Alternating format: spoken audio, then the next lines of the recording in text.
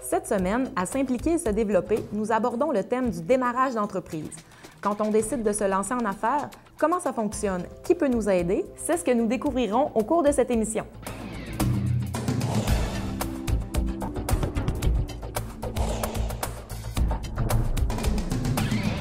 Oui, je m'appelle Claude Boivin. Ici, c'est Aventure Plume Blanche, où on accueille des gens un peu de partout sur la planète. Mon nom est Caroline Mailloux, je suis copropriétaire pour la microbrasserie Le Coureur des Bois.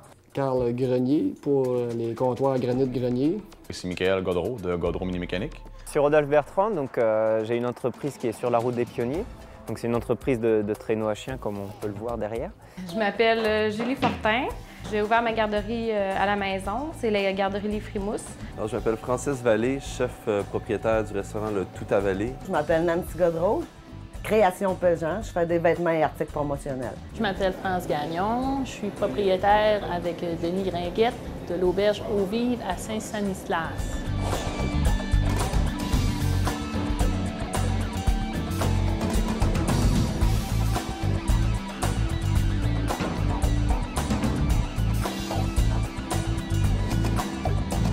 Le processus de démarrage dans une entreprise n'est pas évidente, surtout en restauration. Je te dirais, ça prend de l'argent. C'est long de démarrer une entreprise, faire le plan d'affaires, trouver tout l'équipement qu'on a de besoin, il faut le magasiner, trouver les prix pour être capable de faire après ça, un plan d'affaires qui inclut les partenaires financiers. Après, il faut que ça soit approuvé, il faut que ça soit viable. Après, c'est l'exécution. Après, c'est la production. J'étais tanné de travailler pour les autres. Dans le fond, je voulais l'idée ma propre entreprise. Pas avoir besoin de demander à mon patron pour faire quoi que ce soit. Prendre des initiatives de moi-même. Au Carrefour, il y a des jeunes utilisateurs qui viennent chercher un emploi, mais ils ont une idée de partir en affaires éventuellement. Alors, on redirige ce client-là vers l'agent de sensibilisation en entrepreneuriat jeunesse. Il y a deux choses qu'on touche avec les entrepreneurs à ce niveau-là, et ce que j'appellerais, moi, du pré-démarrage, c'est-à-dire qu'on s'attarde à l'individu. Alors, nous, ce qu'on regarde, c'est le profil du jeune en lien avec le profil d'un entrepreneur type. Donc, quelles sont les réalités d'un entrepreneur? Quelles sont les exigences qu'exige finalement de se lancer en affaires? Quels sont les défis, les qualités aussi que requiert un entrepreneur? Et on regarde, en fonction du profil du jeune, est-ce que le jeune se reconnaît là-dedans? Ce qui m'inquiétait le plus, c'était de ne pas avoir d'enfants. Tu sais jamais quand tu demandes ton entreprise si j'ai juste 2 enfants, ça ne marchera pas. Tu sais.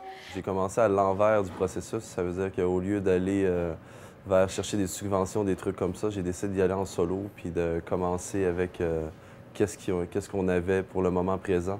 Et je me suis entouré d'une autre personne avec moi qui m'a aidé à faire la gestion, le démarrage. Mais sinon, ça a été pas mal ça. Ça a été fait pas mal en solo. Là. Si jamais le jeune se dit « Oui, moi, j'ai un profil, je trouve que ça fit, j'ai le goût ». Ce qu'on fait, le petit bout de chemin qu'on fait, c'est qu'on l'informe sur les organismes de développement qui peuvent le soutenir et qui peuvent offrir, bon, de l'accompagnement, mais aussi un financement potentiel. Et on l'amène sur quelques pistes, que ce soit quel est son produit, quel est son service, quels sont ses clients potentiels, son marché et quels sont ses concurrents potentiels. On se limite à ça pour qu'il fasse cette réflexion-là immédiatement, parce que quand il va se déplacer dans les bureaux du CLD et de la SEDC, c'est des questions qui vont venir très rapidement. Et si le jeune n'a pas réfléchi à ça, ça va être plus difficile la première rencontre.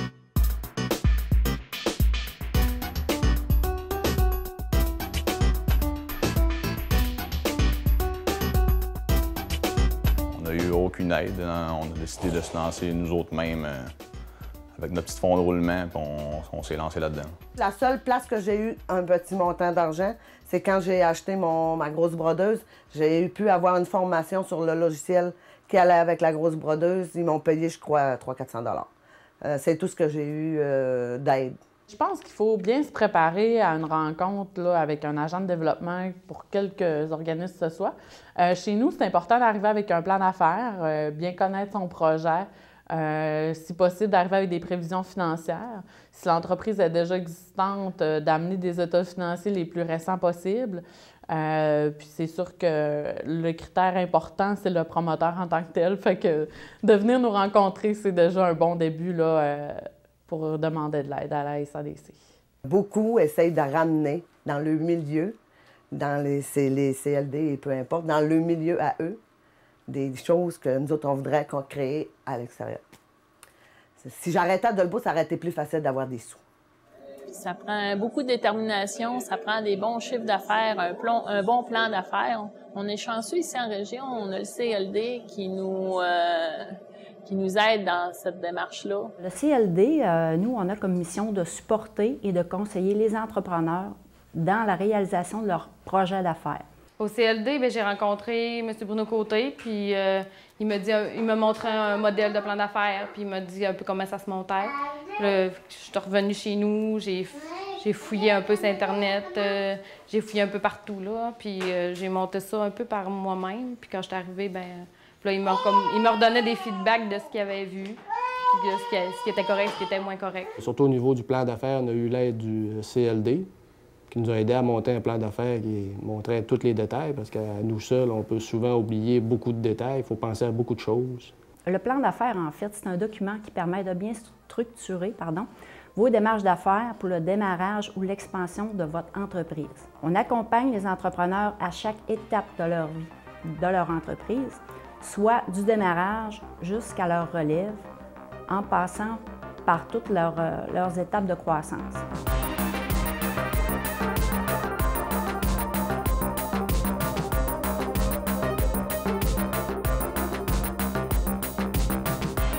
Il y a quand même le soutien de travailleurs autonomes aussi qui permet de démarrer avec moins de stress. Au moins, on est sûr de pouvoir passer la première année, puis parce que la première année, c'est souvent la plus difficile.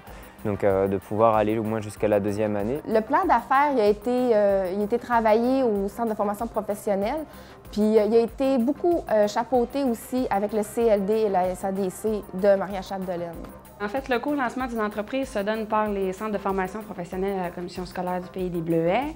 Le cours ne se donne pas comme un cours régulier, donc ça se donne beaucoup en coaching. La SADC a différents programmes pour aider les entreprises, dont de l'aide financière. On offre un suivi technique en tout temps, donc soit après 3 mois qu'on ait déboursé le prêt, 1 an après le débourser, même annuellement, on fait des rencontres en entreprise et puis on fait de l'aide au niveau des états financiers, des nouveaux projets qui pourraient survenir dans l'entreprise. Quand tu veux commencer en affaires, on n'a pas nécessairement tous l'expérience puis les connaissances aussi pour aller chercher qu'est-ce qu'on a de besoin. Donc, eux, ils ont apporté un très gros soutien, puis ils en apportent encore d'ailleurs. Donc, moi, j'assiste l'étudiant qui travaille sur son plan d'affaires, il travaille sur son projet. Puis, il y a divers ateliers. Ça peut être au niveau du marketing, ça peut être au niveau des états financiers, ça peut être au niveau du marché aussi, qui est quand même quelque chose d'un petit peu plus touché, un petit peu plus compliqué.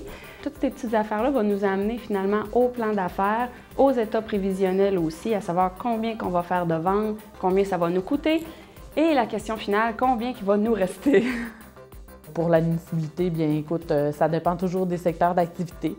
On est là pour créer puis maintenir de l'emploi dans le milieu, donc c'est sûr que c'est un critère très important dans le projet. Avec le cégep, j'avais suivi un cours aussi en développement des produits du terroir, donc ça me servira plus pour le gîte dans le futur. Mais on avait tout un côté aussi développement d'entreprise, même niveau comptabilité, comme au niveau gestion. Donc, comme ça permet de démarrer et puis d'être plus à l'aise. Oui. Donc on a eu, il y a eu quand même beaucoup d'aide de ce côté-là. Oui. J'ai aussi fait vérifier mes choses par une firme comptable pour être certain que mon plan d'affaires était A1.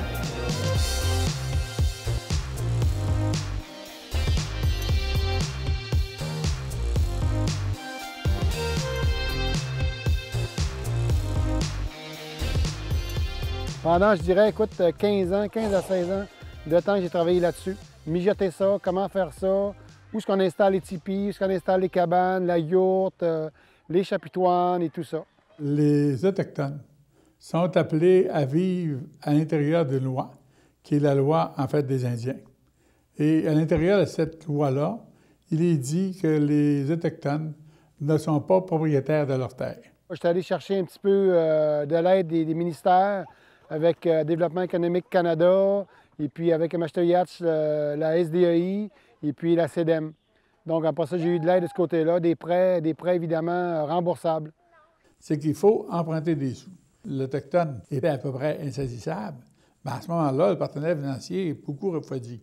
Et pour aider à le réchauffer quelque peu, on a créé ce qu'on appelle le Fonds de garantie de prêt, qui, lui, comporte une somme de 4 700 000 $, où il est possible d'aller, pas prêter de l'argent, mais cautionner, en fait, les prêts, jusqu'à concurrence de maximiser à 50 %.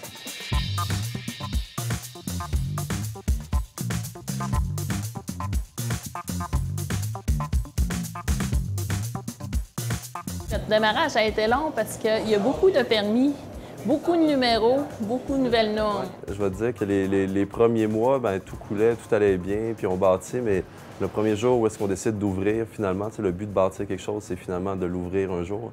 Puis plus la date approchait, bien, plus on se disait il manquait des choses, on voyait des choses qui ne marchaient pas, des détails.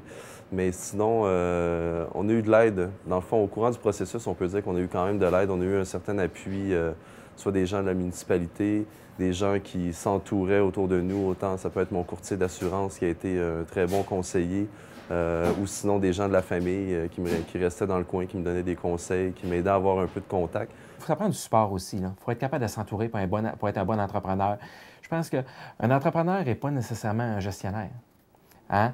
C'est-à-dire qu'un entrepreneur est capable de s'entourer de gens qui vont l'aider à atteindre ses buts. Parce qu'on connaît souvent des entrepreneurs qui ont une idée fantastique, c'est des porteurs de... C'est des promoteurs. Quand tu es entrepreneur, il faut que tu sois promoteur. Il faut être capable de promouvoir ton projet, être capable de démontrer aux gens qu'il répond à un besoin du milieu. Là. Donc, il faut être capable de s'entourer de gens qui vont aider à nous propulser là, à travers cette idée-là. C'est long, ça prend beaucoup de patience. Puis, comment je pourrais dire ça? C'est assez exigeant sur un couple. Bien, tout peut être difficile, ça dépend de la façon qu'on le fait. Moi, je pense qu'ici, nous, on a eu la chance que ça aille bien. On a eu la chance aussi de revenir et d'offrir quelque chose qui était quand même en demande dans ce secteur. Je ne dis pas demain matin quelqu'un qui va ouvrir une place, faire la poutine, que ça va peut-être autant bien fonctionner. On est arrivé dans un créneau qui avait de la demande. C'est sûr que nous, on est bien heureux, puis le processus et l'accueil a été très bon.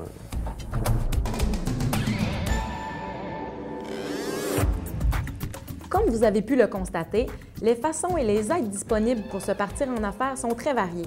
C'est à vous de trouver celle qui vous convient le mieux. Vous pouvez revoir cette émission et toute la saison 5 de S'impliquer et se développer sur le site Internet du Carrefour Jeunesse Emploi au www.cjeconteroberval.com.